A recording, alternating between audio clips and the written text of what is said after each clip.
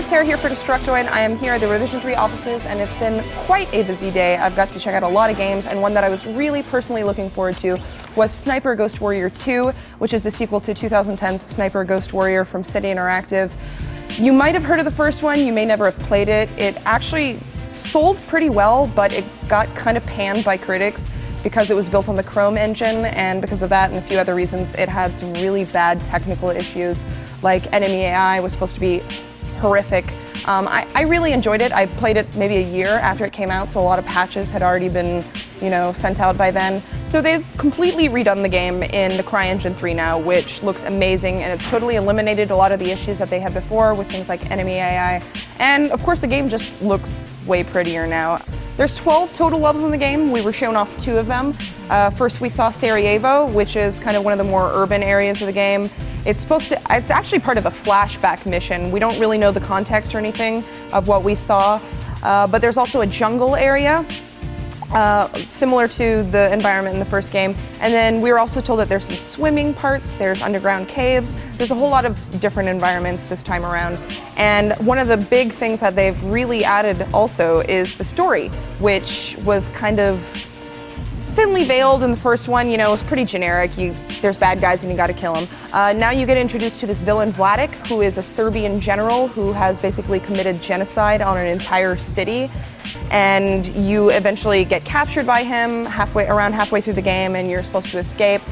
Just missions like that, at one point in Sarajevo we had to recover a sniper rifle, you gotta sneak around enemy camps and things. It's a lot like your typical shooter games, but it has a focus on sniping, which is great. I think sniping is personally my favorite area of most shooter games, and the first game in the series actually had some non-sniping parts in it. There were parts where you could use assault rifles, and the developers have listened to fan feedback and read all sorts of reviews, and they know what people want now, and apparently what people want is not assault rifles, it's sniping. So they've completely done away with all the non-sniping parts of the game. The only other weapon you really get are grenades, which seems kind of counterintuitive in a game that's built mostly around a stealth mechanic. But my guess it's probably a last-ditch attempt if you're surrounded by guys and they happen to spot you, just throw a grenade out. You can actually also lay like claymore mines around you, so if people try to sneak up on you, they'll get blown to pieces, just like kind of peripheral weapons like that. One of the coolest things about this game though, which they totally brought back from the first one, is the kill cam.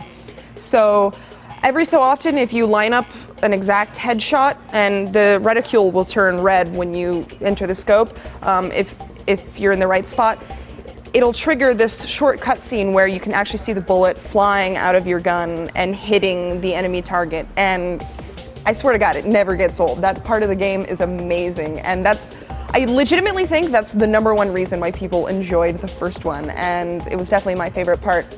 They've also introduced a couple new mechanics.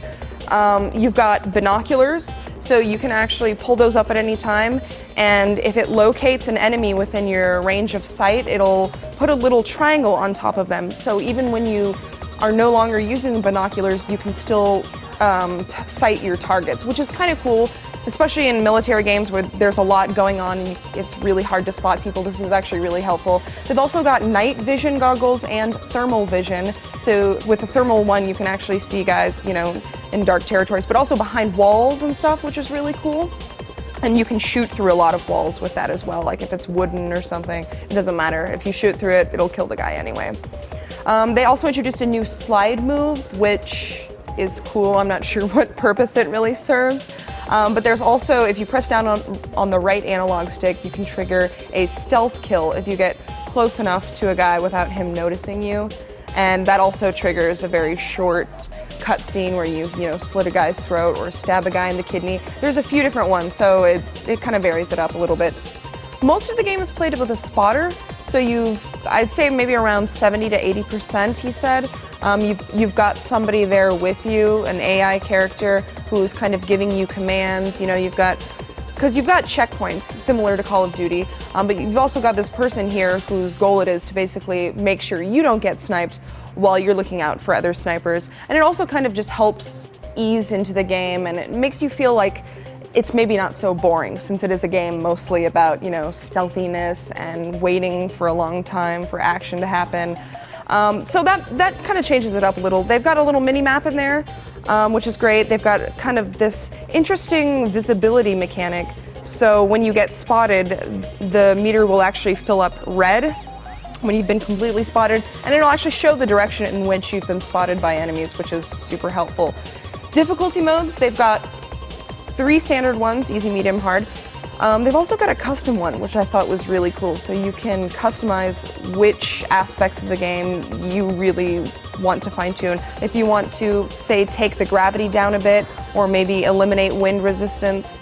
They've also got aim assist, maybe like 7 or 8 options in there that are really good, especially if you are not that great at sniping and you're kind of just getting started in it. So that's a good feature for kind of easing people into the crazy mechanics of sniping. Obviously this is a shooter game, which means that it's got a heavy multiplayer component. We actually just saw the single player component today. We do know, however, that the multiplayer will have a redesigned mini-map. So whereas in the first game it showed all of your enemies on the mini-map, and because everybody's sniping, it's kind of boring because you automatically know where everybody is. Now they've redesigned the mini-map, so you only see your enemies when they move or do anything that would create any kind of noise. So they've kind of, you know, tweaked a little bit, but made it a little bit more challenging, but also more fair, I think. I'm told that the single-player campaign clocks at around 10 hours if you complete all the missions, and then you can probably get at least that much out of the multiplayer because, you know, it's a shooting game. It's meant to be played multiplayer. But I'm actually really impressed by what I saw of the single-player campaign. Hopefully we'll get to see more in the future. I know this game comes out in summer. It was originally supposed to come out a couple days ago, I think, but it got pushed back. And I'm really liking what I see so far. I'm actually quite impressed. So thanks for watching. You guys can find me on Twitter. I'm at TerraLongest. And of course, make sure you subscribe to our show for more videos, and we'll see you soon.